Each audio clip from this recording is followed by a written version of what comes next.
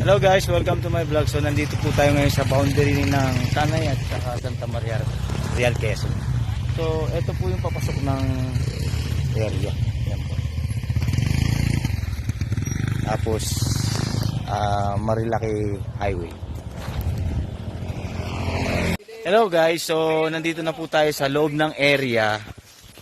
Mataas na part siya. Dito tayo sa taas. Bali, ano po to? Block 6. So, ang minimum cut po dito is 200 square meter. Ito po. Farmland po siya, ma'am, sir. First monthly payment, pwede nyo na pong bakuran yung lote nyo. Pwede nyo nang magamit. Ayan po. Dito po kami ngayon. So, PM na lang po, sir, sa details. Thank you po. Ay, merienda man na kayo. Mami!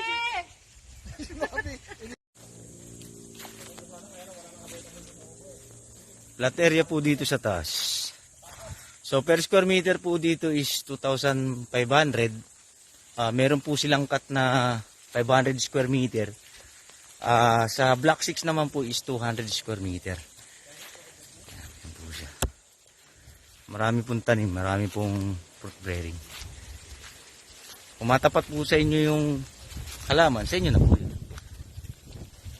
First monthly payment, pwede nyo na pong magamit yung lupa.